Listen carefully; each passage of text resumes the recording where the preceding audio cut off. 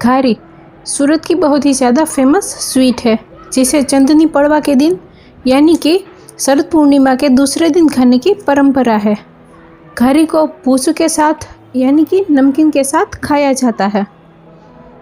घारी को हम ट्रेडिशनल तरीके से बनाएंगे, तो आज हम केसर पिस्ता घारी बनाएंगे।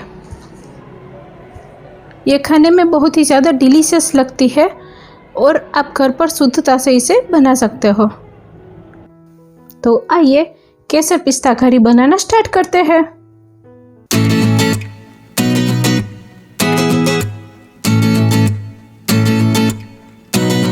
कुकिंग स्टूडियो बाय बीजल में आपका बहुत बहुत स्वागत है। हम बनाते हैं बहुत ही स्वादिष्ट रेसिपी आसान तरीके से। आप हमारे चैनल को सब्सक्राइब अवश्य कीजिए और बेल आइकन अवश्य दबाएं ताकि हमारी हर नई रेसिपी की नोटिफिकेशन आपको मिलती रहे, ताकि आप कोई भी टेस्टी रेसिपी मिस ना करें।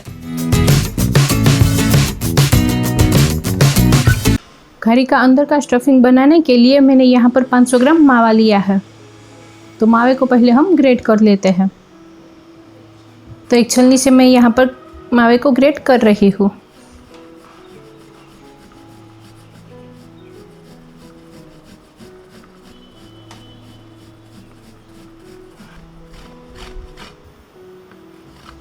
तो ग्रेट करेंगे तो हमें सेकने में आसानी रहेगी। आप चाहो तो इस तरह मैश करके भी ले सकते हो।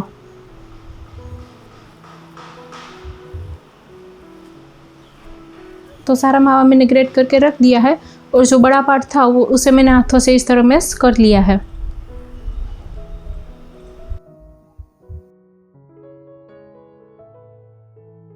अब यहाँ पर मैंने आधा कप पिस्ता लिया है, उसे हम क्रश कर लेते हैं। तो हमें दरदरा क्रश करना है। तो अभी मैं इस तरह से क्रश कर रही हूँ। आप चाहो तो चॉपर में या तो मिक्सी में भी दरदरा क्रश कर सकते हो। तो एक बाउल में हम ले लेते हैं। तो एकदम पाउडर जैसा नहीं बनाना है, वो हमें ध्यान रखना है। अब हम बेसन को रोस्ट करेंगे, तो उसके लिए हम 2 टेबलस्पून घी को गर्म करेंगे।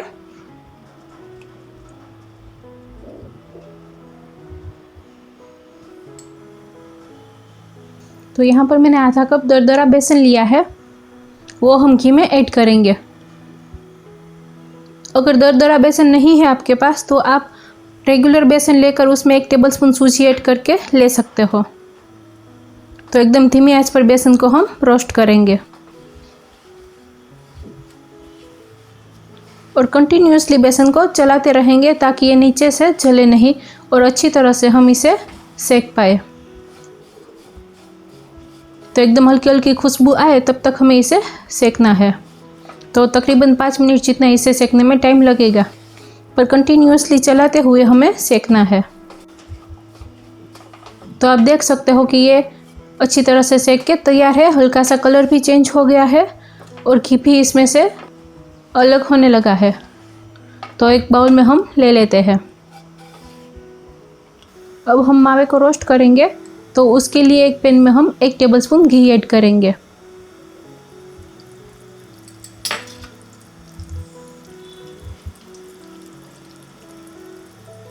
अब हमने जो मावा ग्रेट करके रखा है वो इसमें ऐड करेंगे।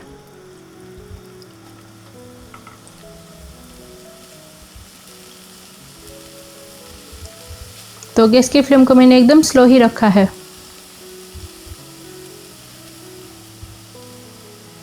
तो ये सारा मावा मैंने ऐड कर दिया।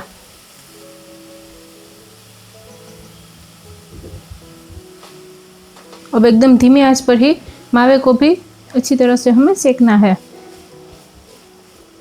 तो एक बार मावे को घी के साथ अच्छे से मिक्स कर लेते हैं।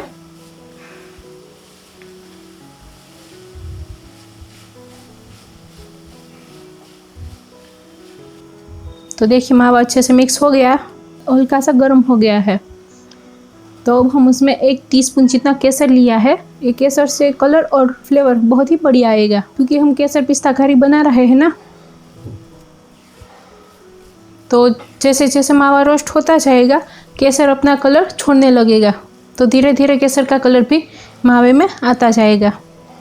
तो एकदम धीमी आंच पर कंटिन्यूअसली चलाते रहना है।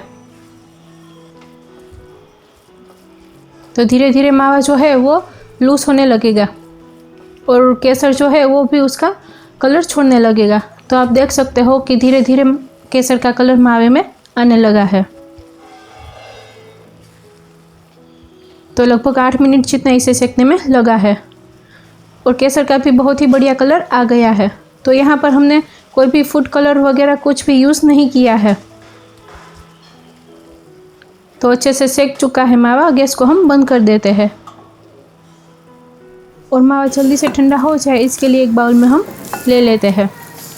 तो जब तक मावा और बेसन ठंडा हो रहा है तब तक हम घारी के बाहर के लेयर का आटा रेडी कर लेते हैं। तो उसके लिए 1 कप मैदा लिया है, उसमें हम ऐड करेंगे 2 टेबलस्पून घी।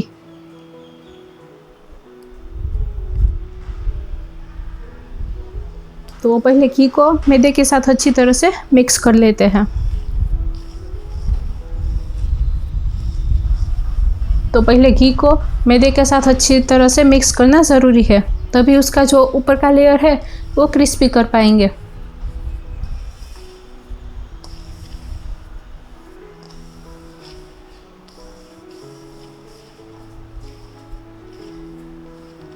तो देखिए इस तरह से बाइंडिंग आनी चाहिए, उतना हमें घी डालना है। अब हम थोड़ा थोड़ा करके पानी ऐड करेंगे और रोटी जैसा सॉफ्ट डो हमें तैयार करना है। तो ज़रूरत के हिसाब से थोड़ा थोड़ा पानी हम ऐड करते जाएंगे।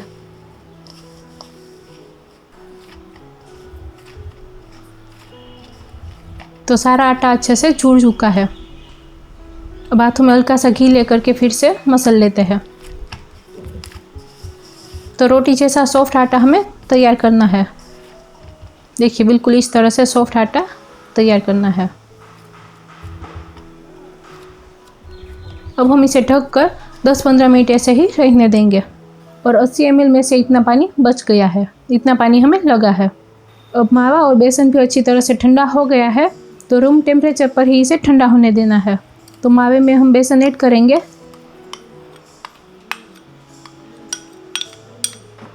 साथ ही में ऐड करेंगे हमने जो पिस्ता क्रश करके रखे हैं वो डालेंगे।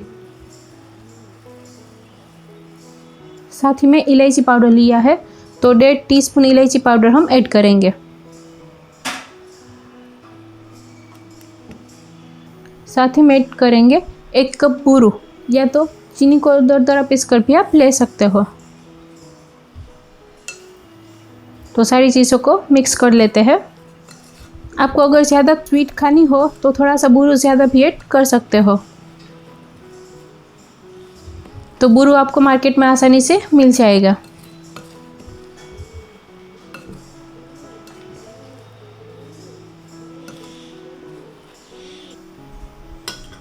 तो अभी हम हाथों से अच्छी तरह से मिक्स कर लेते हैं।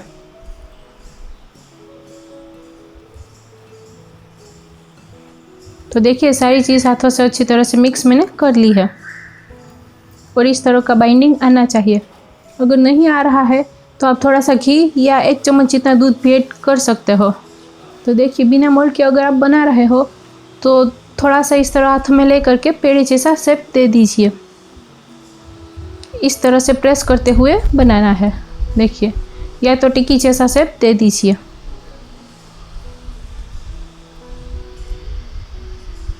तो हाथों को ग्रीस करके आप बनाइए।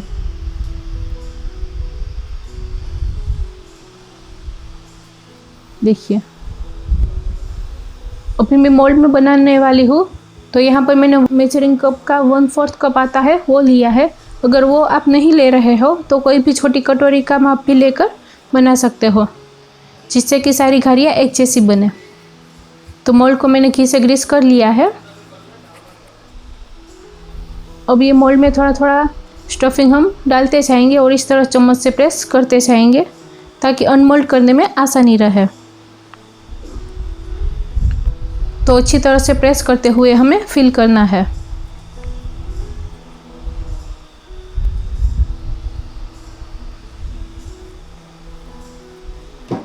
तो देखिए अच्छी तरह से मोल्ड भर चुका है।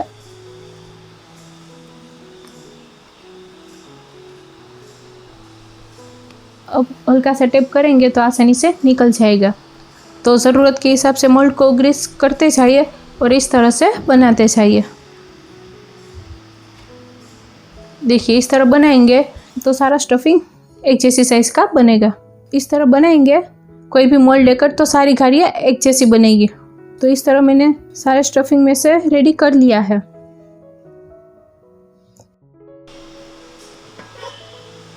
अब यहाँ पर आटा भी हमारा अच्छी तरह से सेट हो गया है। तो उसमें से हम छोटे छोटे गोले बना लेते हैं।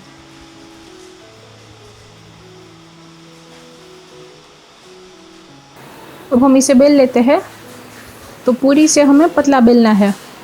तो मैदे का ड्राई आटा लेकर ही हम इसे बेलेंगे।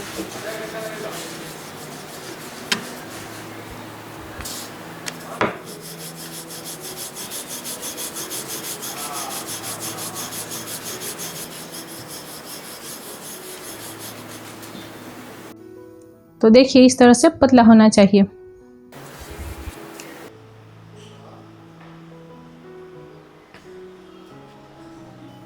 हमने जो स्टफिंग के गोले रेडी किए हैं उसे हम उल्टा रखेंगे, क्योंकि वो भाग घारी में ऊपर की साइड रहेगा। तो बीच में हम स्टफिंग रखेंगे और आटे को इस तरह से जोड़ते जाएंगे। तो बड़ी बड़ी क्लिप्स लेकर हम इस तरह आटे को जोड़ते जाएंगे।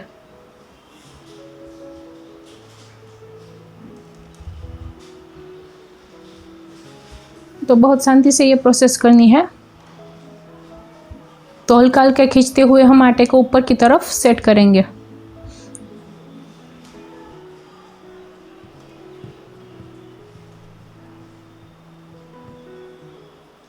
तो ऊपर की तरफ जो बच गया है उसे हम निकाल लेते हैं। तो देखिए, और इस तरह घारी को घुमाते जाएंगे तो ऊपर का जो लेयर हमने बनाया है वो अच्छी तरह से सेट होता जाएगा। तो हल्का हल्का घुमाते जाएंगे और हल्का सा प्रेस करते जाएंगे। तो देखिए अच्छी तरह से कवर हो गया है। तो सारी घारी इस तरह मैंने रेडी कर ली है। अब हम इसे फ्राई करेंगे। तो फ्राई करने के लिए यहाँ पर मैंने घी को गर्म करने रख दिया है। तो घी ज़्यादा गर्म नहीं होना चाहिए। तो गैस की फ्लेम को मैंने स्लो ही रखा है। तो थोड़ा सा आटा डाल करके चेक कर लेते हैं। देखिए ये तुरंत ऊपर नहीं आ रहा है, मतलब ये घी का टेम्परेचर परफेक्ट है।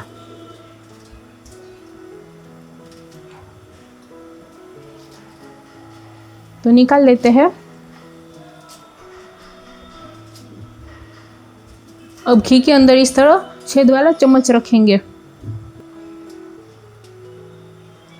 और उसके ऊपर हम घारी रखेंगे।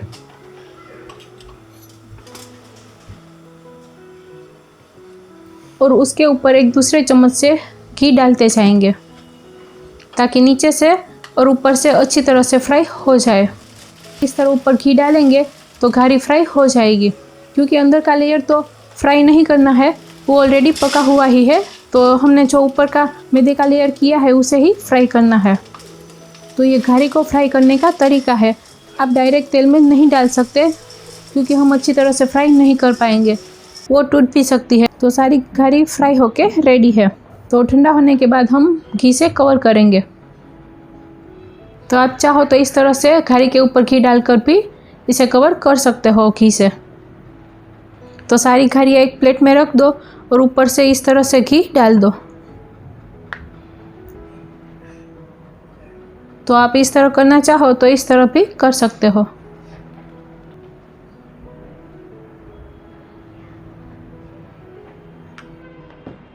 तो पिस्ता के एकदम छोटे छोटे टुकड़े करके लिए हैं, उससे हम गार्निश करेंगे।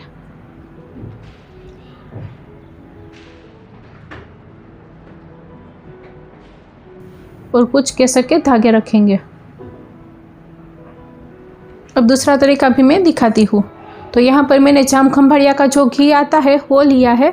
तो एकदम हल्का सा गर्म कर लिया है और कंसिस्टेंसी कुछ इस तरह की होनी चाहिए। तो देखिए घारी को घी में डिप किया और इस तरह से पूरे घारी में कोट कर लिया। अब एक एक घारी इस तरह से घी में डिप करते जाएंगे और एक प्लेट में रखते जाएंगे। देखिए आप देख सकते हो कि कितनी बढ़िया कोट हो गई है।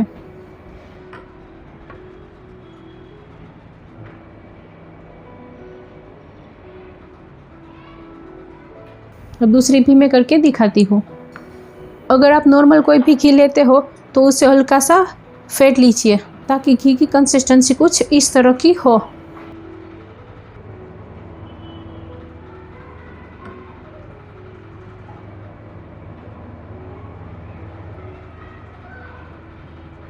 अब थोड़ी थोड़ी घारी घी में कोट करते जाएंगे और ऊपर इस तरफ पिस्ता के टुकड़े से गार्निश करते जाएंगे, क्योंकि जब घी सेट हो जाएगा तो हम अच्छे से गार्निश नहीं कर पाएंगे, तो घी के साथ अच्छे से सेट हो जाएगा। और थोड़े से केसर के धागे से भी हम गार्निश करेंगे।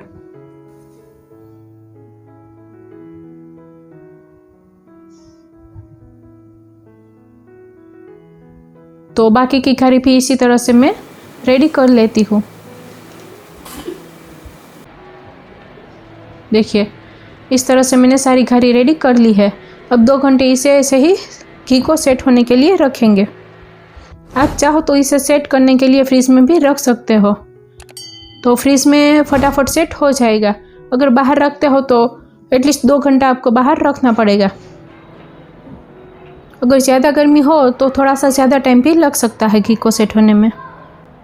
तो देखिए घी अच्छे से सेट हो गया है। अब मैं तोड़ के भी दिखाती हूँ।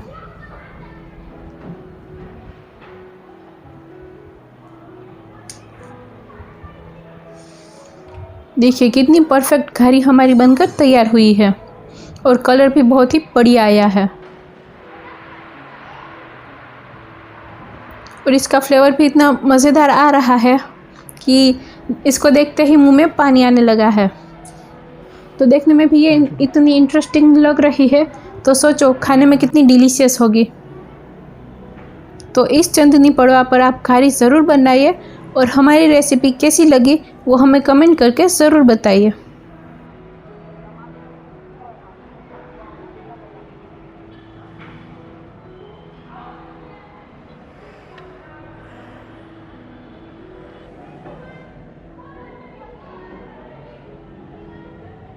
आप सबको हमारी तरफ से हैप्पी चंदनी पड़वा।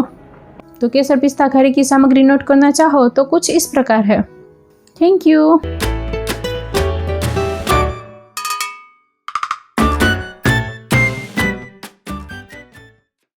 आप हमारे चैनल को सब्सक्राइब अवश्य कीजिए और बेल आइकन अवश्य दबाएं ताकि हमारी हर नई रेसिपी की नोटिफिकेशन आपको मिलती रहे, ताकि आप कोई भी टेस्टी रेसिपी मिस ना करें।